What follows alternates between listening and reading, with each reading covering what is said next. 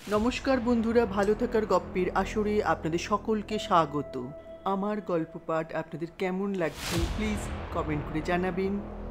আজকের নিবেদন আশাপূর্ণা দেবীর পাতাল প্রবেশ। মেজজেঠির পিছন দিকে দালানের দরজায় দাঁড়িয়ে দাঁড়িয়ে মেঘলা দিনেও ঘামতে থাকে আরতি। মেজজেঠি শব্দটাকে কিছুতেই উচ্চারণ করে উঠতে পারে না, অথচ মেজগিন্নি যেভাবে নিবিষ্ট চিত্তে হেঁটমুন্ডে শাকের কাঁড়ি নিয়ে বাঁচতে বসেছেন, সহসা যে ঘাড় ফিরিয়ে পেছন পানে তাকাবেন এ ভরসাও কম।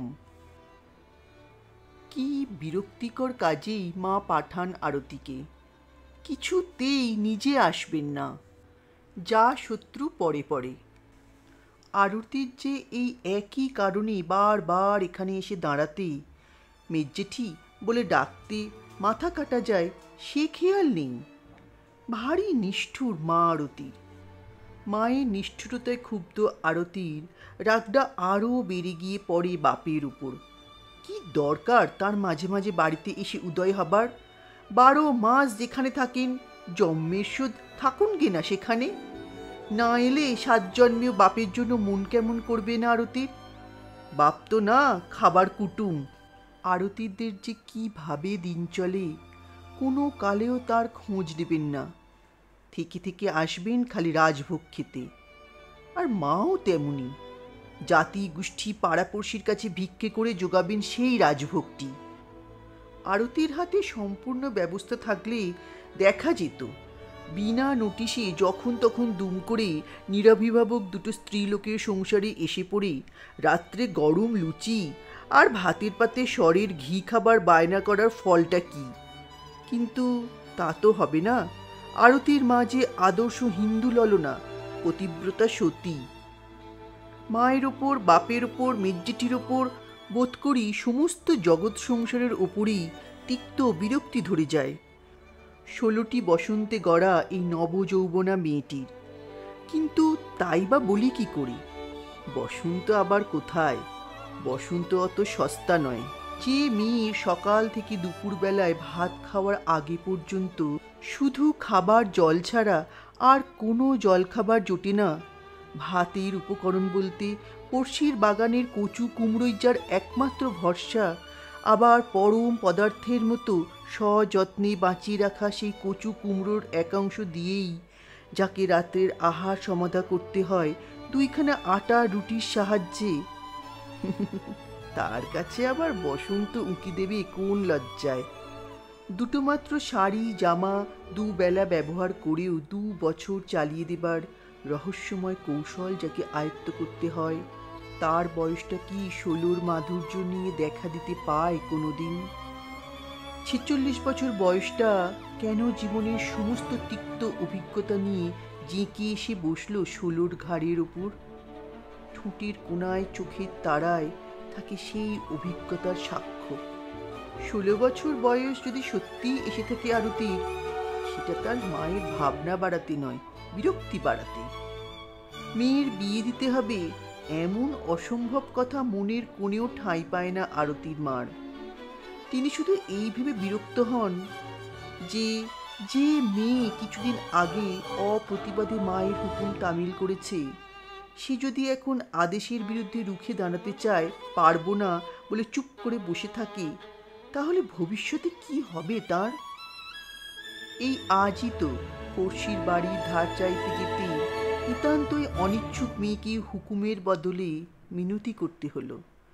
অবশ্যই তাতেই জিত হয়ে গেছে তার। আদেশের চাইতে মিনতি বড়, সে অলঙ্ঘ। তাই না আরতি পূর্বেকার অপমান ভুলে আবার এসে দাঁড়িয়েছে জ্ঞাতি জেঠিমার কাছে ধার চাইতে, যে ধার কোনো দিনই শোধ করতে পারবে না নিশ্চিত জানা। বহু বাড়ি যেরকম ধার অশুদ্ধ হয়ে আছে। কিছুক্ষণ ঘেমে ঘেমে ক্লান্ত হয়ে আরতি একবার নকল কাশি কেশে জেঠির দৃষ্টি আকর্ষণ করতে চেষ্টা করে, ফল হয় না। কে জানি মেজগিন্নির এই অন্যমনস্কতাটা ভান, নাকি বিরক্তির একটা বাহ্যিক প্রকাশ হচ্ছে দেখেও দেখতে না পাওয়া। নইলে রাঙা নোটেশাকের মধ্যে এমন কি দ্রষ্টব্য থাকতে পারে যে দৃষ্টিটা আর তার থেকে নড়তে চায় না মেজগিন্নির? মেজজেঠিমা, অস্ফুট এই উচ্চারণটুকুর কার্যকারিতাও বোঝা যায় না। কে জানে হতাশ হয়ে ফিরে যেত কিনা আরতি। হঠাৎ একটা আকস্মিক ঘটনায় বাধ্য হয়ে মুখ ফেরাতে হলো মেজগিন্নিকে। আর দরজায় জায়গা দিতে দালানের মধ্যে ঢুকে পড়তে হলো আরতিকে। দরজা খালি পেয়ে হুড়মুড় করে যে ব্যক্তি দালানে ঢুকে পড়ল, তার এক হাতে একটা মাছ ধরা ছিপ আর অপর হাতে সেই ছিপে ধরা দুটো মৃগেল মাছ। সের তিনেক করে হবে। পিসিমা, দেখো সকালবেলায় কিরকম শিকার! 7 দিনে তোমার পুকুরের সব মাছ শেষ করে দিয়ে যাব। পিসিমা একবার আর চক্ষে নিজের দেবর কন্যাকে দেখে নিয়ে ভাইপোকে উদ্দেশ্য করে বললেন, তোর পিসিমশাইয়ের কি একটা মোটে পুকুর নাকি রে রুনু? দুটো চারা মাছ তুলে তো ভারী বাহাদুরি দেখাচ্ছিস। চারা থেকেই মহিরুহু। কি আরতি যে, কি খবর? ভালো আছো তো? খুব যে বড় হয়ে গেছো। বলা বাহুল্য, আরতি একটু জড়সড় হয় মাত্র, উত্তর দেয় না। মেজগিন্নি বিরক্তভাবে বলেন, তুই এখন বাড়ি যা আরতি, আমি ব্যস্ত আছি। রুনু এসেছে। আরতি কিছু বলবার আগেই রুনু হৈ হৈ করে ওঠে, আরে কি মুশকিল! আমার নামে বদনাম কেন বাপু? আমি আবার তোমাকে কি ব্যস্ত করছি? না না আরতি, তুমিই বরং যত ইচ্ছা ব্যস্ত করো তোমার জেঠিমাকে। তোমার হলো গিয়ে পাকা চাকরি। তারপর তোমার মা ভালো আছেন তো? আরতি মনে মনে জেঠির অগ্নিবর্ষী দৃষ্টি অনুমান করে কোনো মতে একবার ঘাড় নাড়ে। রনু অথবা রণজিৎ হাতের মাছটাকে দোলাতে দোলাতে বলে, এদের কোথায় রাখবো পিসিমা? ছোট বউ আছে রান্নাঘরে, দিগে যা তার কাছে যাচ্ছি আমি।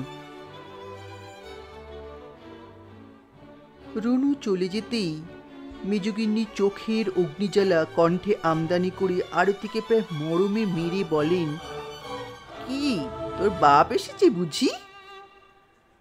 আরতি অবশ্য নীরব। টাকা হবে না, বলগে যা তোর মাকে। তথাপি স্থাণুর মতো দাঁড়িয়েই থাকে আরতি। মা বলে দিয়েছে, টাকা যদি না দেয় একটু সরের ঘি আর গোটা কতক নৈনিতাল আলু চেয়ে আনবি। ও তো আর কিনতে হয় না মেজদির। বদ্যিবাটিতে মেজগিন্নির বাপের বাড়ি। বাপ আলুর ব্যবসাদার, প্রায় মেয়েকে পাঠান বস্তাবন্দি আলু। কিন্তু সে আলু যে মেজগিন্নির অখদ্দে অবদ্ধে জ্ঞাতি দেয়ারের ভোগে লাগবে এমন কথা তো ছিল না। সরের ঘিটা অবশ্য মেজগিন্নির নিজের কৃতিত্ব। ফের দাঁড়িয়ে রইলি যে, বললাম না টাকা হবে না। আরতি প্রায় মরিয়া হয়ে বলে ওঠে, টাকা নয়, মা বললে একটু সরের ঘি আর আলু। দুধ অবদ্ধ এ নীতি গ্রাহ্য করেন না মেজগিন্নি। রূঢ় দৃষ্টিতে একবার মেয়েটার আপাদ মস্তক দেখে নিয়ে কুটকণ্ঠে বলেন, তোর মাকে প্রতিভক্তিটা একটু কমাতে বলগে যে আরতি, পরের ঘাড় দিয়ে 12 মাস চলে না। আমার ঘরে সবাইয়ের পাতে সরের ঘি কুলেতে পারি নে। নিত্যি যাব দাতব্য করতে, বলগে যা নেই। ভাত খেতে ভাত জোটে না, ঘি খাবার বায়না। আরতি যে চলে যাবে সে অবস্থাও যেন থাকে না তার। লজ্জায় ঘৃণায় চোখ মুখ ঝাঁঝা করে, চারিদিক ঝাপসা হয়ে আসে। কি অপমান, কি অপমান! যতদিন বয়সে কম ছিল লজ্জা হতো, দুঃখে চোখে জলও আসত, এমন দাহ হতো না। সমস্ত চৈতন্য আচ্ছন্ন হয়ে উঠত না একটা দুঃসহ জ্বালায়। আর ঠিক সেই সময় চটি জুতোর শব্দ করতে করতেই রঙ্গমঞ্চে প্রবেশ করেন মেজকর্তা। কি হচ্ছে কি এখানে? ওদিকে মাছ ফাছগুলো কোটা হয়ে যাচ্ছে। আমি 4টি টাটকা মৌরলা আনলাম। শশী তো সকালে এনে ফেলেছে সেরটাক পোনা, আবার রুনু। কর্তার কথায় বাধা দিয়ে গিন্নি বলেন, তা যাক না আমার সংসার ভেসে, তোমার জ্ঞাতিগোষ্ঠীর মন রাখাটাই তো হচ্ছে প্রধান কথা। হলো কি? না, হয়নি কিছুই। ছোট কর্তা অনুগ্রহ করে বাড়ি এসেছেন, কাজেই ছোট গিন্নির অর্ডার এসেছে আলু আর গব্য ঘিতের। 2 টাকা হলে আরও ভালো। টাকা হবে না। টাকা কোথায়? আলু ফালু থাকে তো দিয়ে দাওগে কোটা কতক। ভায়ার আমার রোজগারের মুরদ নেই, কিন্তু মুক্তি আছে নবাবী। 12 মাস ছোঁড়া থাকে যে কোথায়। শেষ কথাটা চটি জুতোর শব্দে বিলীন হয়ে যায়। মেজগিন্নি বিরক্তি চিত্তে ভাঁড়ারের দিকে অগ্রসর হন। বোধ করি ভাবতে ভাবতে যান, ছোট পাথর বাটিগুলো তেমন তেমন ছোট আর কই। চামচে 2 ঘি দেওয়া যায় এমন বাটি থাকলে ভালো হতো। বড় বাটিতে যৎকিঞ্চিৎ জিনিস বড্ড যেন বিশ্রী দেখতে লাগে। প্রার্থীর চাইতে দাতার নির্লজ্জতাটাই প্রকট হয়ে ওঠে তাতে। অন্যদিন হলে হয়তো আরতি দাঁড়িয়েই থাকতো, চলে যাবার সাহস হতো না, কারণ জানে মেজজেঠি দেবেনি। না নিয়ে যাওয়ার দুঃসহ স্পর্ধা তাকে যা অপদস্থ করবে, তার কাছে আরতির অপমান কিছুই না। আরতি কে? আরতি আবার একটা মানুষ নাকি? আজ কিন্তু হঠাৎ ছুটে পালিয়ে যায় সে। গোটা কতক আলুর আশায় দাঁড়িয়ে থাকতে পারে না কিছুতেই। কে জানে, হয়তো রুনুর উপস্থিতিটা তাকে উদ্ভ্রান্ত করে তোলে। এর আগে যখন এসেছিল রনু, তখন আরতি বছর 12। নিতান্তই ছেলে মানুষ বোধে প্রায় 30 উত্তীর্ণ রণজিৎ তাকে পিঠ চাপড়েছে, মাছ ধরার খিদমতগিরি করিয়েছে, প্রশংসা করেছে। মাত্র এই। তবু সেই স্মৃতিটুকুই আরতির কাছে মূল্যবান। ডেকে কথাই বা কে কয় তাকে? হয়তো লোকে ভাবে কথা কইলেই পাছে কিছু চেয়ে বসে। আরতির মা সকলের কাছে সব কিছু চেয়ে চেয়ে নিজেদের মান মর্যাদা বলে তো কিছুই রাখেননি। বাড়িতে ঢুকেই ঝড়ের মতো ঘরের মধ্যে গিয়ে আছড়ে পড়ে আরতি ছেঁড়া শতরঞ্চি পাতা চৌকিটার ওপর। এই দৃশ্য মায়ের চোখে পড়তে দেরি হয় না, কারণ মেয়ের প্রত্যাশায় হাঁ করেছিলেন তিনি। এসে বলেন, কি হলো? দিলেন না বুঝি? আরতি উঠে বসে। পাশের ঘরে বাপের উপস্থিতি অগ্রাহ্য করে তীব্র কণ্ঠে বলে ওঠে, না না, রোজ রোজ কেন দেবে লোকে তোমাদের? লজ্জা করে না তোমাদের 12 মাস ভিক্ষে করতে? রোজগার করবার যার ক্ষমতা নেই, তার আবার ঘি আলু ভাতে খাবার শখ কিসের? বলে দাও গে বাবাকে, যখন তখন এসে আর আমাদের মাথা কিনতে হবে না তাকে। ওরে সর্বনাশী, চুপ কর! ব্যাকুল হয়ে ওঠেন মা। শুনতে পাবেন যে। পান না, ভালোই তো। অত চুপ চুপ কিসের? কি এমন ছাতা দিয়ে মাথা রক্ষা করেছেন আমাদের? মামার দেওয়া ওই কটা টাকার ভরসায় ফেলে রেখেছেন। খোঁজ নিয়ে দেখেছেন কোনোদিন আমরা কি খাই পড়ি? কুটুমের মতন এসেই বাড়া ভাতটি পাবেন, এত আশা কেন? অমন লোকের গলায় দড়ি দিয়ে মরাই উচিত। থরথর করে কেঁপে আবার শুয়ে পড়ে আরতি। কাঁপেন আরতির মাও। রুষ্টস্বরে বলেন, কি বললি লক্ষ্মী ছাড়ি? মেয়ে হয়ে তুই বাপের মরণ বাক্যি মুখে আনিস? পয়সা আনতে পারে না বলে সে বাপ বাপই নয় কেমন? সময় অসময়ে আপনার লোকের কাছে হাত কে না পাতে, তাতেই তোর মাথা কাটা যায়? হ্যাঁ যায়। আরতি ক্ষণপূর্বের অসতর্ক উক্তির লজ্জা ভুলে আবার চেঁচিয়ে ওঠে, আমি আর ওর জন্যে পাড়ায় পাড়ায় ভিক্ষে করতে যেতে পারবো না, পারবো না, হলো? তোমাকেও ধন্যবাদ মা, এখনও তুমি বাবার মুখ দেখো। আরতির মা স্তম্ভিত বিস্ময় মিনিটখানেক নীরব হয়ে থেকে গম্ভীর কণ্ঠে বলেন, বেশ, ভাতের হাঁড়িটা নামিয়েছি, সেই কটা সামনে ঢেলে দিয়ে বলি গে, এই পিণ্ডি গেল। গিলে নিয়ে দড়ি এক গাছও যদি না জোটে, কোঁচার খুঁট গলায় জড়িয়ে আড়ায় বেঁধে ঝোলগে। তোমার মেয়ের নিচু মাথা উঁচু হোক। কত দুঃখেই যে বাড়িতে মুখ দেখায় না মানুষটা, সে আর কে বুঝবে। বেশ, মরুক মরুক, মরাই ভালো ওর। কিন্তু কই, এহেন বাক্যেও আজ আর আরতিকে অপ্রতিভ করা যায় কই? মায়ের গমন পথের দিকে তাকিয়ে দাঁতে দাঁত দিয়ে পড়ে থাকে সে। না, কারুর ওপর কোনো মতামতই আর নেই তার, সব স্বার্থপর, মা তার কেউ নয়। এরপরই পাশের ঘরে মায়ের গলা শুনতে পায়, তর্জন গর্জন খেয়ে ধিক্কার নানা সুরের খেলা। বোঝা যায় না উপলক্ষটা কি, মেয়ে না তার বাপ। এরপরই একটা ক্রুদ্ধ অথচ ব্যাকুল আবেদনবাণী, যেও না বলছি, মুখের ভাত ফেলে, মাথা খাও আমার, তবু যাচ্ছে, বেশ যাও। একটা মানুষ ডোবার মতন জল এখনো দিঘিতে আছে, মুখের ভাত ফেলে চলে গেলে কি করি দেখো। মরবে এই তো? আরতির বাপের গলা রুদ্ধ রুষ্ট শ্লেষাত্মক। মরেই তো আছো, যার স্বামী এমন হাবাতে হতচ্ছাড়া, মেয়ে অত বড় বিদুষী, তার আবার মরতে বাকি কি? আমার এই শেষ, আর আসবো না, মনে করো তুমি বিধবা হয়েছ। কি ওখানে?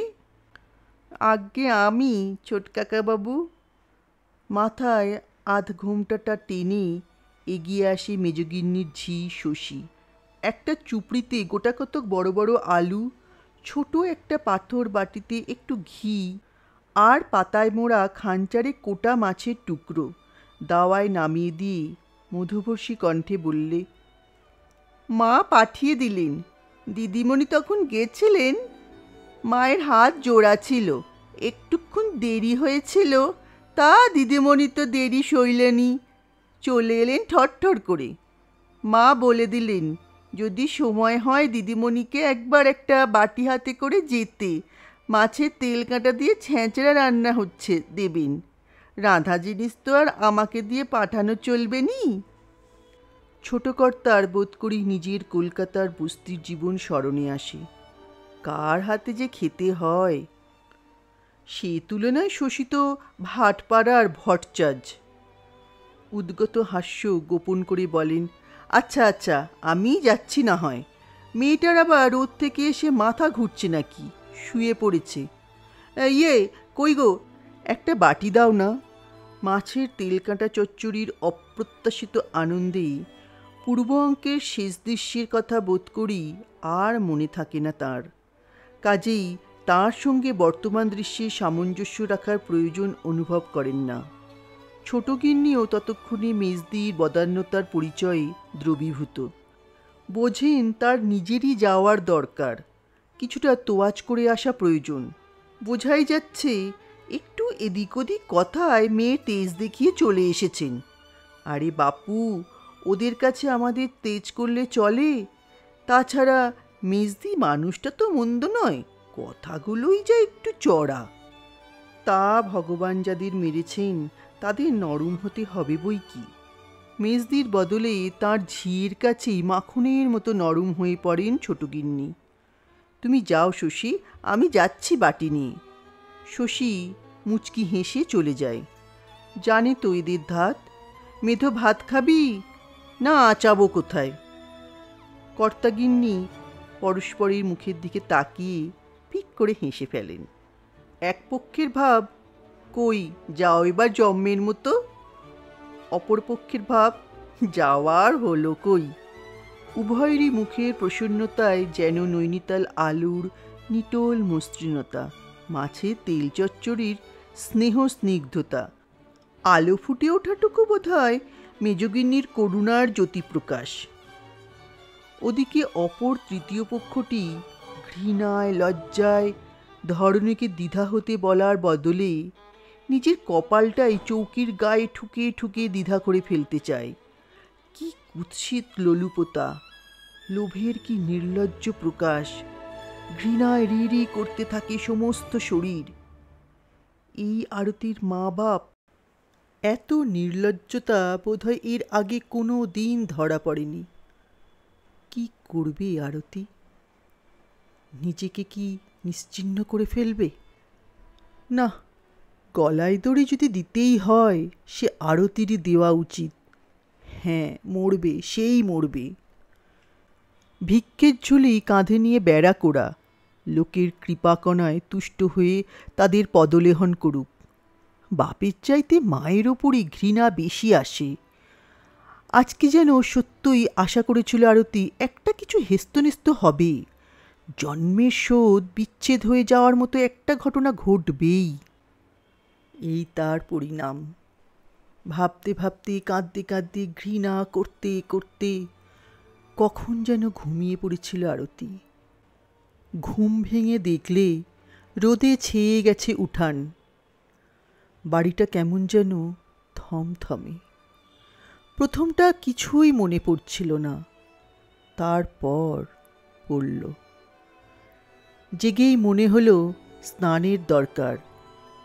বাড়িতে তোলা জলে নয়, দিঘিতে ঝাঁ ঝাঁ করছে শরীর। কিন্তু এরা কোথায় গেল? মার বাবা?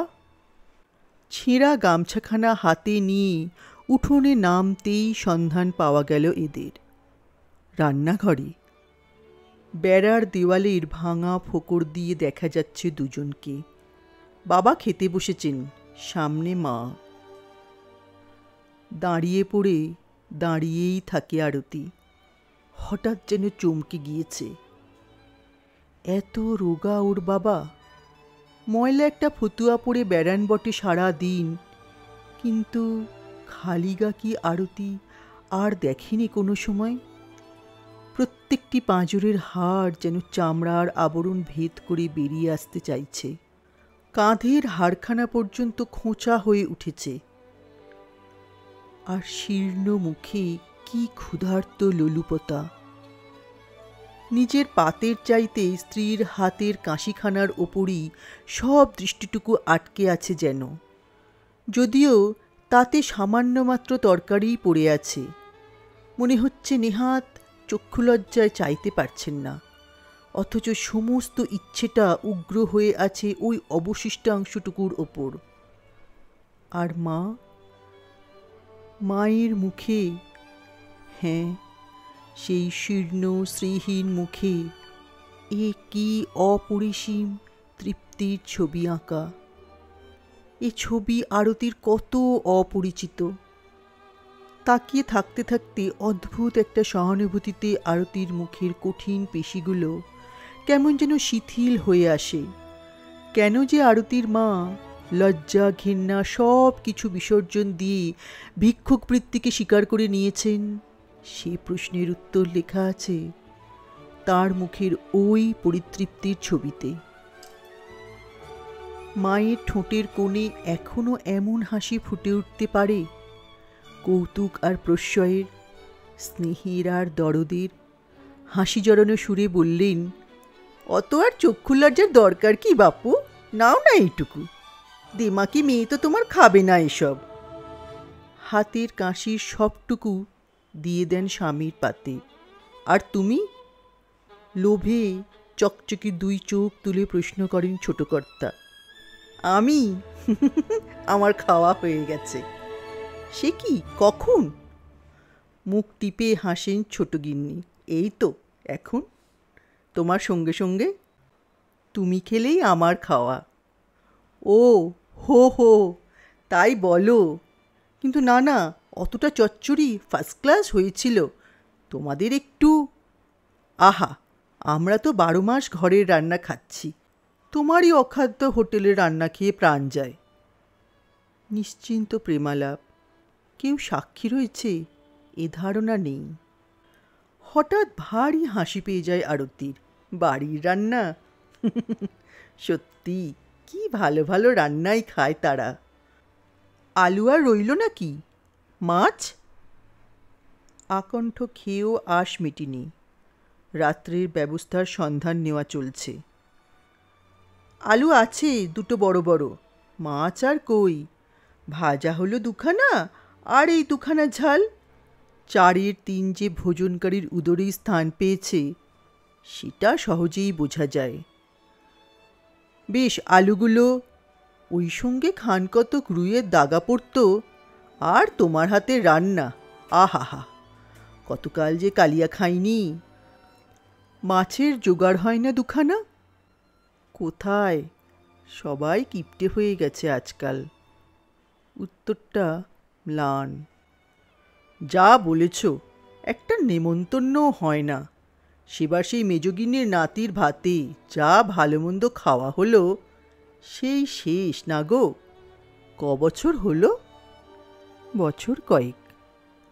সেই শেষ খেয়েছিলাম ভালো কালিয়া, রান্নাটাও হয়েছিল তেমন, আহা! আর সেই ইলিশের টকটা, হ্যাঁ গো, মনে আছে?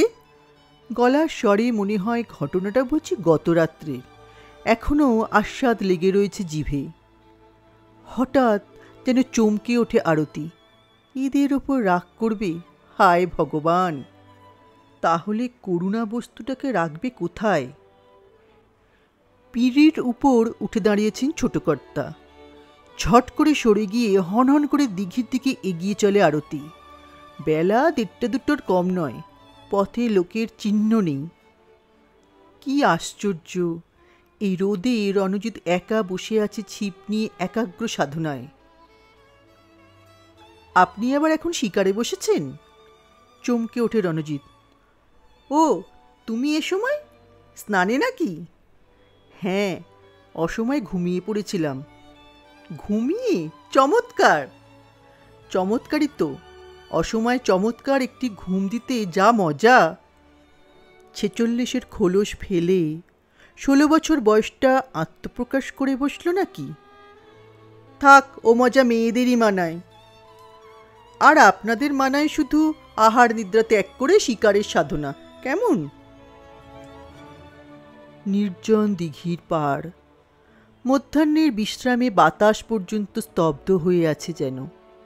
এই পরিবেশে নিতান্ত বালিকা বলে আর উড়িয়ে দেওয়া যাচ্ছে না আরতিকে। রণজিৎ তবু গম্ভীরভাবে বলে, তেমন শিকার আর জুটছে কই? সেবার এসে তবু পাড়ার একটি মেয়ের একটু সাহায্য টাহায্য পাওয়া গিয়েছিল। পাড়ার মেয়ের দায়ে। চটুল হাসি খেলে যায় একটি অস্নাত অভুক্ত শ্রীহীন মুখে। হ্যাঁ, বুঝতাম গরম মাছ ভাজা খাবার আশা আছে। খেলেই পাওয়া যায়, ওই তো একটা বেটাকে ধরে বেঁধে জলে চুবিয়ে রেখেছি, খাওগে ভেজে। দাঁড়ান, স্নানটা সেরে নিই। কিন্তু বিনা পরিশ্রমেই পারিশ্রমিক? আরতির দৃষ্টিও কি লোভে চকচকে হয়ে উঠেছে তার বাপের মতো? কিসের লোভে? রণজিৎ বুঝতে পেরেছে সে লোভের সঙ্গে 16 বছর বয়সের কোনো সংস্পর্শ নেই, ওইটুকু ভান মাত্র। তাই অবহেলা ভরে ধরে রাখা মাছের বাঁধনটা খুলে আরতির পায়ের কাছে প্রায় ছুঁড়ে দিয়ে বললে, পারিশ্রমিক কিসের, দাতব্য, নিয়ে যাও, খাওগে। ওর কণ্ঠস্বরে যেন আশাভঙ্গের তিক্ততা। কিন্তু আরতি কি কুড়িয়ে নেবে হেঁট হয়ে? তেজি মেয়ে আরতি। নাকি চলে যাবে গটগট করে, বলবে দাতব্যের জিনিসের দরকার নেই তার? কি করে যাবে?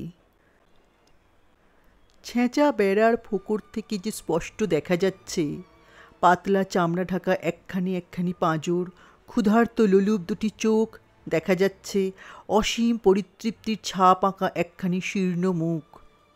হেঁট না হয়ে উপায় কোথায়? হয়তো আরও হেঁট হতেও পিছপা হতো না। রণজিৎ রক্ষা করেছে। অসংখ্য ধন্যবাদ বন্ধুরা, সম্পূর্ণ গল্পটি আমার সঙ্গে থাকার জন্য। বন্ধুরা, আপনারা কোন লেখকের কোন গল্প শুনতে চাইছেন প্লিজ আমাকে কমেন্ট করে জানাবেন। আপনাদের আবদার রাখতে পারলে আমার খুব ভালো লাগবে। খুব শিগগিরই আবার একটি সুন্দর নতুন গল্প নিয়ে ফিরে আসছি। ততক্ষণ ঈশ্বরের আশীর্বাদে আপনারা সবাই ভালো থাকুন, সুখে থাকুন, আনন্দে থাকুন। ধন্যবাদ।